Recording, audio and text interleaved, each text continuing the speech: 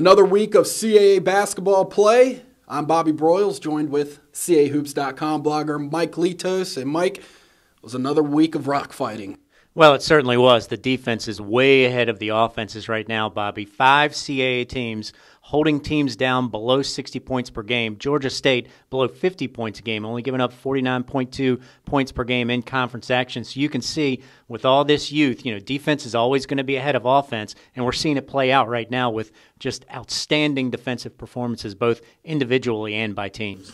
And as we take a look at the CAA standings, Mike, there are two things we notice. One, there are no longer any teams that are undefeated in conference play, and half of the league is within one game of first place. So with that being said, as we approach the halfway point of conference play, what teams do you believe established themselves this past week to be a serious contender to finish in the top 4 for the pivotal first-round bye in the CAA tournament? Well, the first team I look at is Drexel. Drexel playing both VCU and Mason at home came away with 2 impressive victories when they played not just really good defense, but they played very well on the offensive end as well.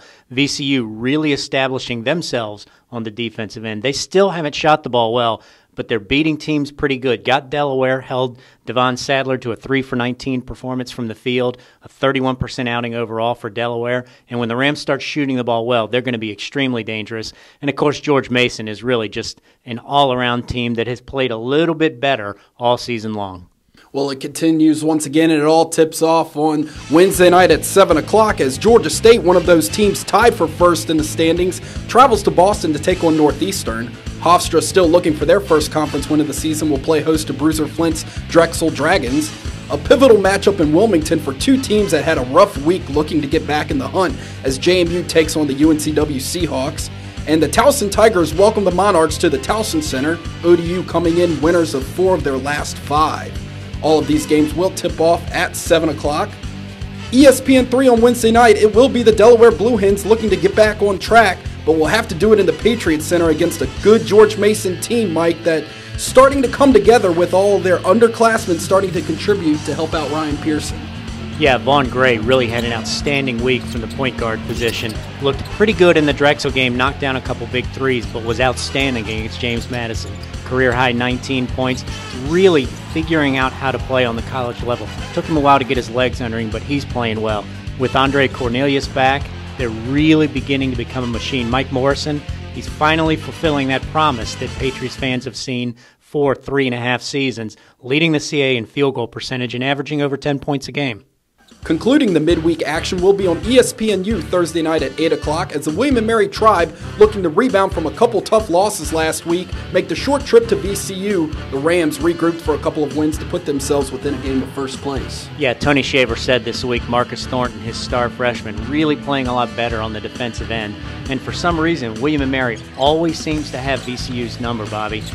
Tony Shaver prepares very well, gets his team up for the VCU schemes. Of course, he's not unlike any other coach, scared to death of the VCU pressure, turning the ball over in that raucous Siegel Center. But William & Mary is a team that's been playing a lot better in the last 2 weeks, and they scared VCU in the Siegel Center last year, just a 3-point victory for VCU. So I look for a good game here. Saturday's televised action begins at 4 on Comcast Sportsnet in the Mid-Atlantic region as the Towson Tigers make the quick trip over to George Mason. Yeah, quick trip over this year. Last year, of course, they got caught in that snowstorm and the game had to be postponed. But Pat Scarry, his kids are still playing hard. Robert Nwankwo rebounding the basketball very well. A double-double machine, if he can bring his A game with him, will give Mike Morrison and Robert and Ryan Pearson some trouble down low. But you got to think that Mason is going to coast to victory. Also at 4 o'clock on the Comcast family of networks will be the Drexel Dragons looking to stay hot at home as they play host to Northeastern, a matchup that features 2 teams right now that are only 1 game back of first place.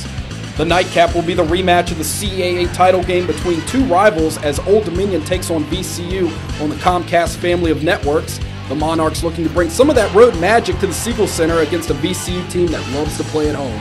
Yeah, sure enough, the fans will be lined up around the Siegel Center to get into that one, but just the best rivalry this conference has to offer. Very heated, very respectful. The teams seem to bring out the best in each other, Bobby. It's not just tough, difficult basketball games, but they're very well played at a high level. And I'm sure, they're always close. Last year's CAA title game, Old Dominion took a big lead, but VCU came back, made it a game at the end. I don't expect anything different this time, but just the hand-to-hand combat. Should be another great one in Richmond, and of course all around the league this week. The rest of Saturday's action includes Ron Hunter's Georgia State Panthers invade the Bob Carpenter Center to take on the Delaware Blue Hens. The William and Mary Tribe welcome UNCW to Kaplan Arena. And Hofstra travels to Harrisonburg to take on JMU, the Pride looking to avenge a loss to a Humpty Hitchens buzzer beater earlier in the season. You can get access to all live stats, video, and audio web streaming on CAAsports.com and clicking on the game day page. Also remember to check out Mike's blog at CAAhoops.com. Remember to tune in next week on the CAA Court Report where, Mike, you will have your mid-season awards as we'll officially be at the halfway point of the conference season. God, first thing, halfway point of the season. Wow, that came in a hurry this year, but we've seen some outstanding performances from a lot of players, not just the freshman class, but some new names, some upperclassmen have really brought it this year. We'll also give you what you can expect as we make the turn towards March to the CAA tournament at the Richmond Coliseum. Once again, I'm Bobby Broyles, joined with Mike Litos. Enjoy the games this week.